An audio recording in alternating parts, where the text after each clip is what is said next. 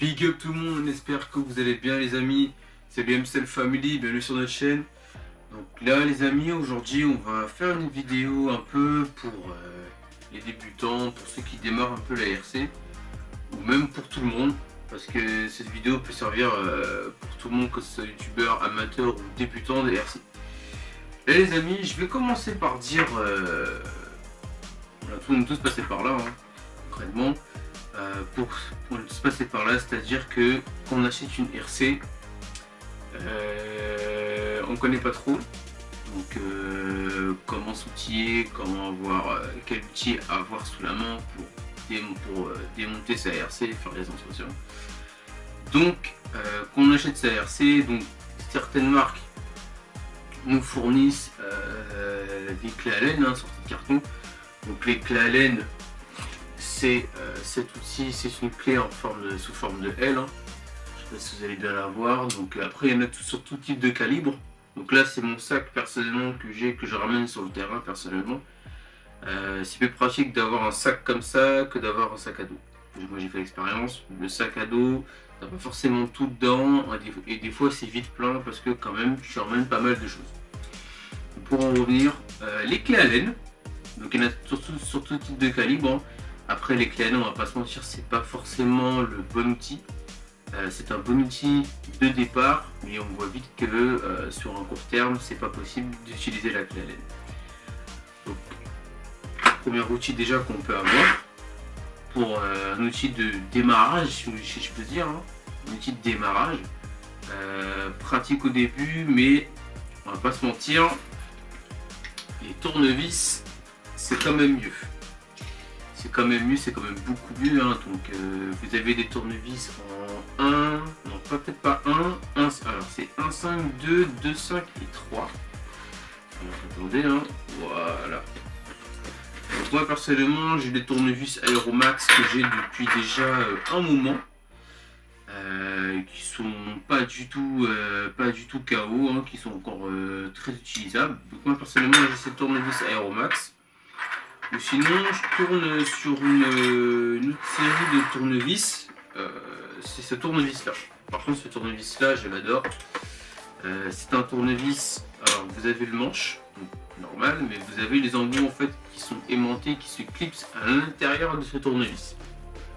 Donc un tournevis de la marque Aligne, donc franchement j'aime bien, en plus que je peux adapter aussi sur ma visseuse. La visseuse je vais pas en parler tout de suite, parce que c'est pas forcément un outil qu'un débutant sera forcément utilisé, hein, concrètement. On connaît tous, hein, notre foiré des pas de vis avec la visseuse, tout ça on y reviendra après. Donc franchement c'est un très bon tournevis, que je recommande même, hein, pour ceux à qui ça intéresse concrètement. Donc là sur le tournevis, donc là j'ai un embout MIP, qui n'est pas vendu avec le kit là, bien évidemment. Sur ce kit là vous avez le manche et les 5 embouts vendus avec, pour une trentaine d'euros, une vingtaine d'euros je crois. Donc il y a un embout de pareil, hein, 1, 5, 2, 2, 5, 3, je précise en 6 pans bien sûr. Et après vous avez un étoile, alors attendez, ouais, cruciforme étoile, alors attendez, je sais plus si on dit, alors je sais qu'il y a tournevis plat, tournevis cruciforme, alors je pense que c'est cruciforme plutôt. Alors par contre je sais pas si c'est du, ah ben c'est du 3 aussi, parce que sur pas mal de versions, on va pas se mentir, il y a des vis cruciformes, on va pas se mentir, hein. Après cruciforme c'est pas forcément non plus une bonne qualité de vis. Donc ce tournevis là franchement, que je recommande pour certains, que moi j'apprécie d'utiliser, hein. Franchement j'utilise plus ce tournevis là que les tournevis Aeromax. Les tournevis Aeromax je les utilise mais pas sur la même fréquence.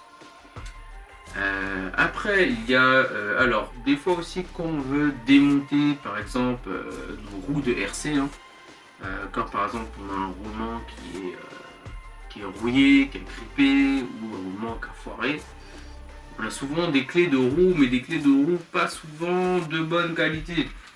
On va dire des clés de roue en plastique, et des fois le plastique c'est pas forcément mieux, et puis on peut carrément foirer le pas. C'est pour ça que moi dans mon sac, hein, j'ai une clé de roue en alu. Donc personnellement que ça fait très longtemps que je l'ai, Clé alu pour les écrous en 17 mm bien sûr. C'est toujours plus efficace qu'une clé en plastique. Clairement, comme Traxxas, eux qui fournissent, que ce soit sur Semi, sur le Irivo, que ce soit, je vais pas dire sur l'UDR parce que sur l'UDR c'est un autre genre d'écrou, mais voilà, que ce soit même pour le Typhon 3S, hein. Le Typhon 3S a des hexagones en 17 mm, et franchement des clés alu pour l'héros c'est toujours mieux. Ensuite, comme je disais, par exemple, comme nous qui faisons du bateau, au niveau des axes, au niveau des hélices, là où on pose l'hélice, là où il y a le drive dog, etc., il y a un boulon auto-bloquant. Donc c'est soit par exemple on peut le démonter, avec différentes pinces, hein. Donc vous avez des pinces fines, alors une pince fine comme celle-ci, ou sinon on a une pince multiple un peu comme celle-là, hein. Donc on peut régler en fonction de la taille de l'écrou, hein. Donc voilà, il y a une grande marge pour saisir un écrou.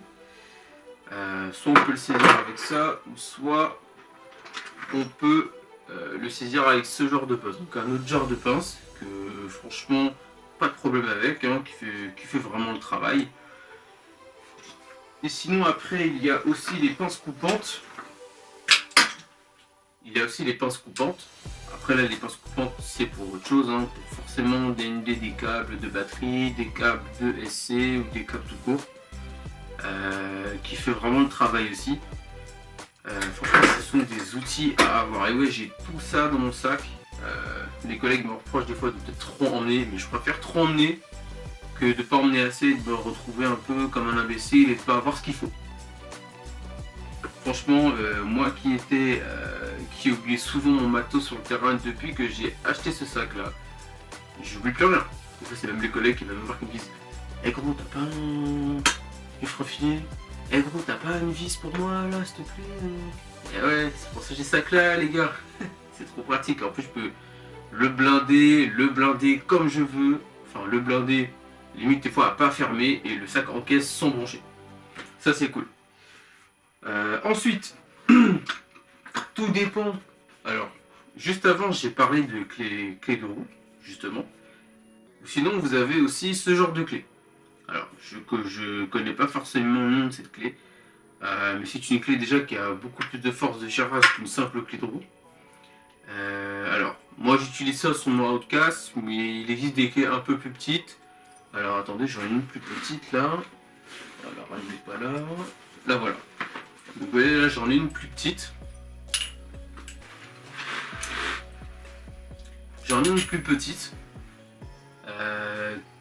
Donc avec alors attendez, avec un embout de 8. Mais franchement, je peux même adapter un embout de 17 dessus et démonter mes roues de Kraton, démonter mes roues de Mojave, ou enfin démonter toutes les voitures qui ont des écrous de 17 mm, ou peut-être même voire plus, à voir. Mais franchement, ces clés-là sont plus efficaces. C'est des clés que vous pouvez trouver dans un magasin de bricolage, hein, concrètement. C'est vraiment des clés très efficaces, avec beaucoup plus de force de serrage qu'une simple clé de roue. Voilà, hein, pour les débutants, ce sont peut-être des outils à avoir. Enfin, des outils même qui sont vitales, je dirais carrément pour démonter une RC, et des outils qu'il faut avoir sur le terrain, c'est important. Sinon, c'est la galère. Ensuite, alors d'autres outils à avoir, donc je dirais des fois des pinceaux par exemple. Donc des pinceaux par exemple quand il y a trop de poussière sur vos RC, sur le terrain, donc que vous pouvez dépoussiérer tranquillement. C'est aussi pratique concrètement, hein. Je m'en suis déjà servi sur le terrain. Donc petite guillemets pour les pinceaux. Alors après, j'ai une pince assez particulière que je vous avais déjà montré,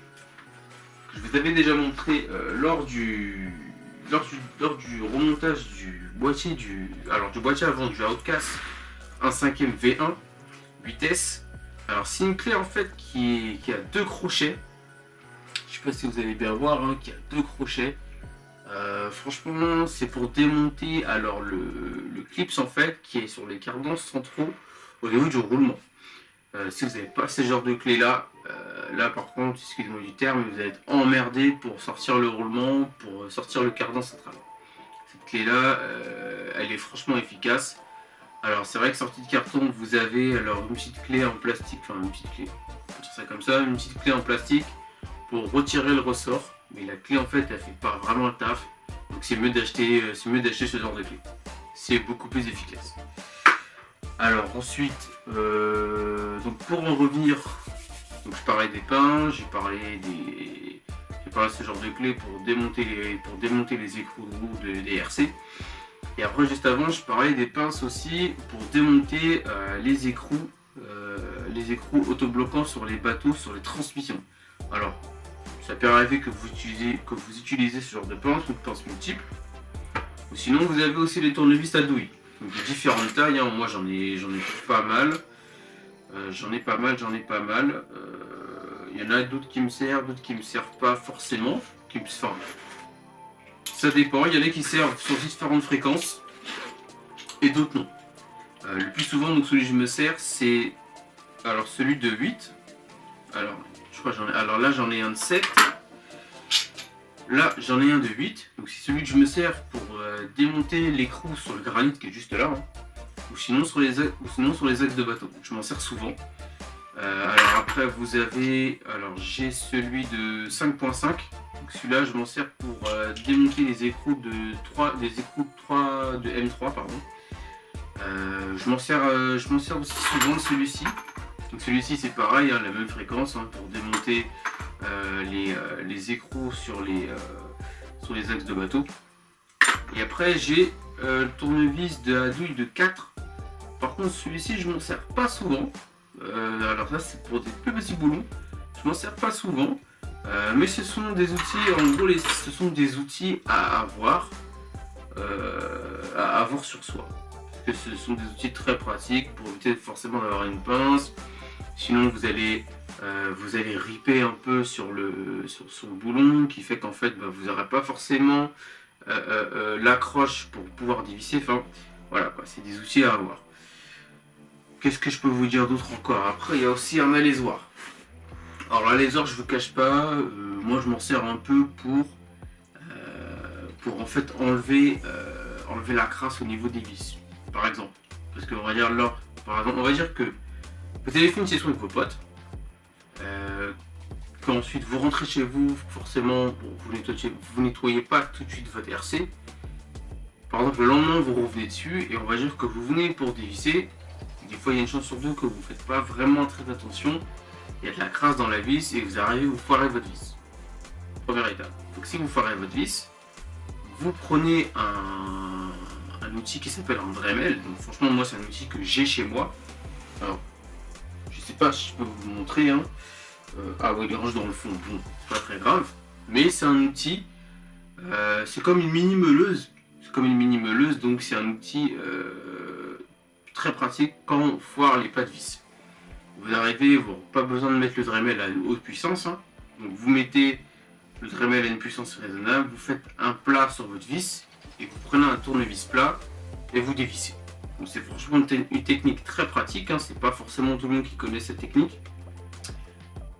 Après faites attention aussi, petite parenthèse, une petite guillemets là-dessus, c'est bien de faire cette technique là, faire un plat avec le Dremel sur une vis foirée, mais il faut faire attention à ce qu'il n'y ait pas de frais filet derrière, parce que s'il y a du frais filet, là par contre c'est une galère. Là par contre c'est vraiment une galère de faire chauffer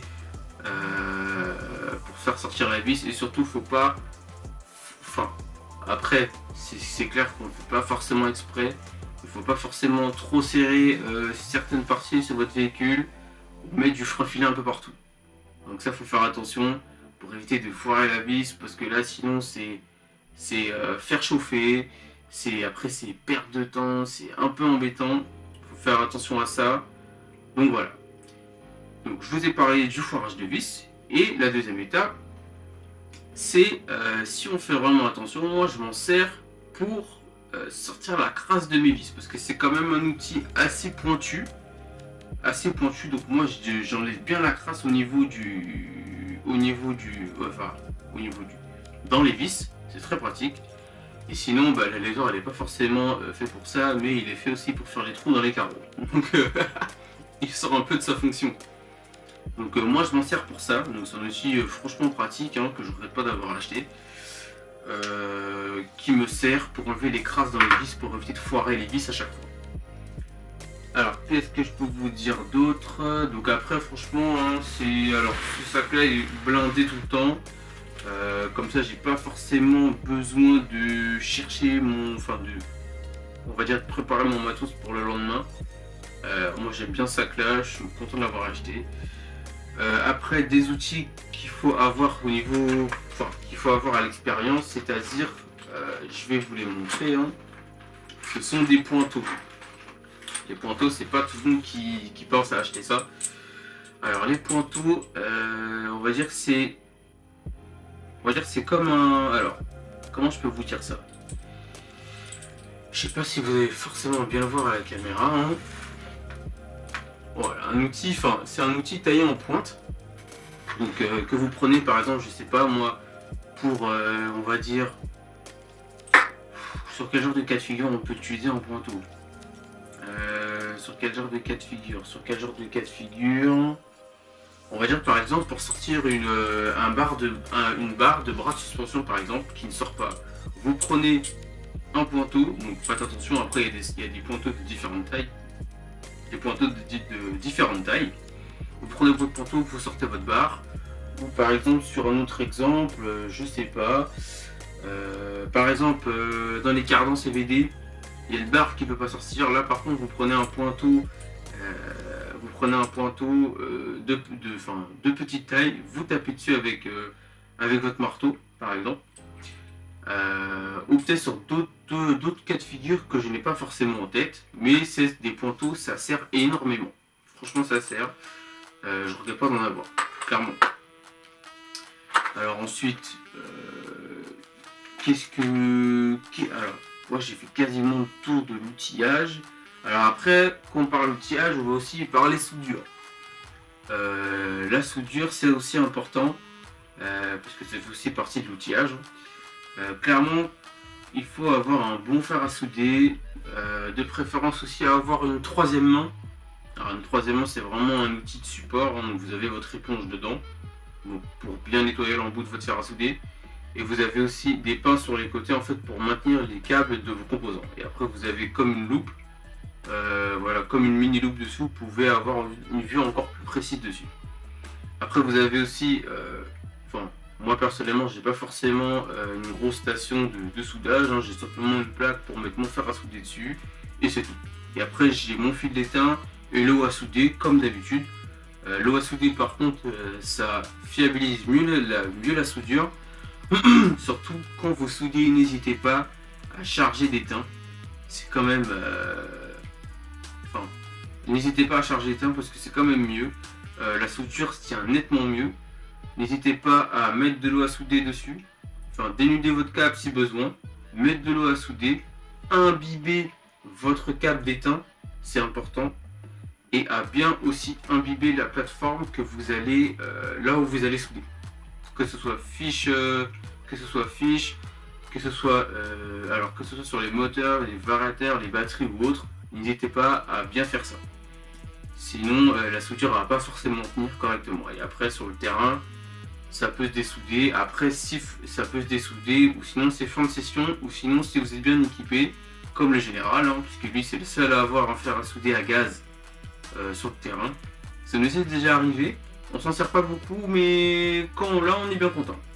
On est quand même bien content, donc ça nous est déjà arrivé sur une session avec le Kraton 5 USB où le câble du variateur s'était dessoudé et le général était là et il avait un fer à souder à gaz et on a pu continuer la session, on a soudé tranquillement sur le terrain, on a pu continuer la session. C'est quand même très pratique aussi, un outil à avoir, fer à souder à gaz, franchement c'est bien, il n'y a rien à dire. Qu'est-ce que je peux vous expliquer encore dessus? Les outils à avoir. Alors attendez. Je pense que j'ai fait le tour. Hein. Donc voilà, donc ce que je disais. Hein. Ça c'est mon étain. et l'eau à souder qui est juste là, que je vous ai montré plusieurs fois en vidéo, enfin plusieurs fois, 2 ou 3 fois en vidéo, qui franchement fiabilise mieux mes soudures, clairement. Qu'est-ce que je peux vous dire d'autre? Alors sur le terrain aussi, surtout à avoir les pièces de vos RC, hein.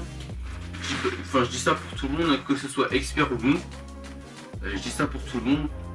Avoir les pièces sur le terrain, avoir ce qu'il faut sur le terrain, que ce soit carte de programmation, que ce soit roulement, que ce soit pièces de vos RC, que ce soit pince, que ce soit tournevis, il faut au moins avoir au moins tous ces outils là pour être le plus à l'aise.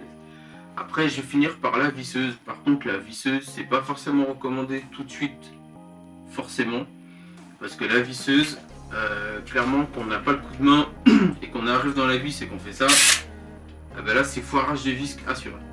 Il faut vraiment doser franchement doser la force de la visseuse. Après comme toutes les visseuses vous avez la force ici que vous pouvez régler. Moi personnellement je la mets quasiment, enfin, je la mets au max. J'ai foiré des vis mais franchement j'arrive à utiliser la visseuse correctement. Mais les débutants, eux, attention, je ne critique pas les débutants, j'avertis, j'informe les débutants. Attention, je suis pas là à les descendre, parce qu'on a tous été débutants à un moment donné, hein, on n'a pas commencé gros pour finir petit.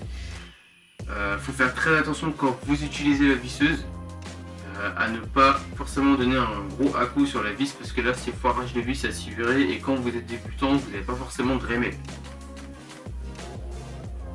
C'est ce que je tiens à dire. Faut faire attention à ça. Alors franchement les amis, là on a parlé outillage à fond. On n'a rien oublié, hein. Pince dans tous les sens. Après, quand on est à l'atelier là c'est autre chose, hein. Ça dépend.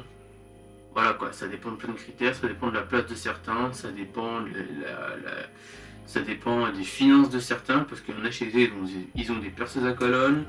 Ils ont de quoi tailler correctement, ils ont des scies circulaires, il y en a des fois, enfin, comment je peux dire, il y en a qui sont plus outillés que d'autres. Il y en a qui peuvent avoir ça, il y en a qui peuvent pas avoir, et inversement. Donc voilà. Donc les amis, j'espère que cette vidéo vous aura plu, que je n'ai rien oublié, que je vous ai bien informé par rapport à l'outillage.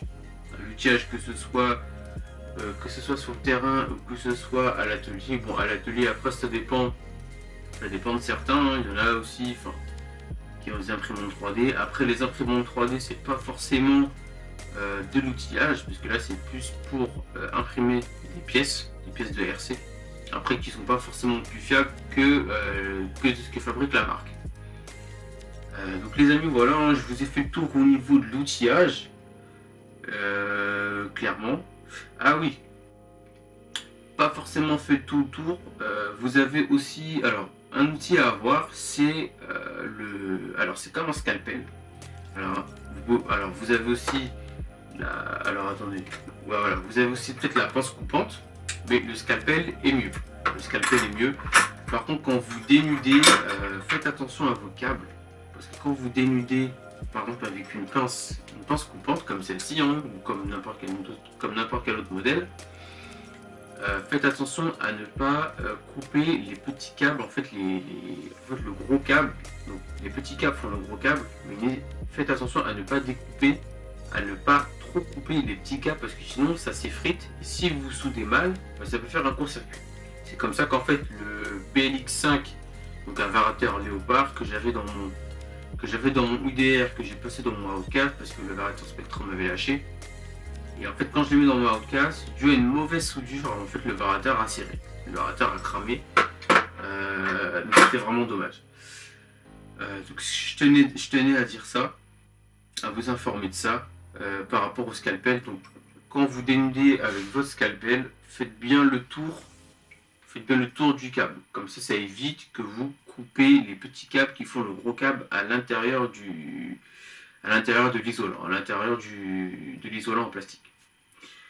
Voilà les amis, hein, je vous ai informé de tout ça. J'espère que cette vidéo vous aidera pour l'outillage, pour aussi le transport de vos pièces. N'hésitez pas à acheter franchement un grand sac. Après c'est vrai que quand vous avez tout ça, et que vous avez encore vos pièces, et que vous avez encore la visseuse dedans, c'est vrai que bon, moi personnellement, ça me dérange pas. Après, c'est pas parce que moi ça me dérange pas que vous ça vous dérangera pas. Donc après, ça dépend du coup de chacun. Mais moi personnellement, je peux tout mettre dedans. Parce qu'avant, j'avais mon sac au dos, j'avais encore une malle dans les mains, mais je manquais encore enfin, j'oubliais encore mes pièces, j'oubliais encore certaines choses.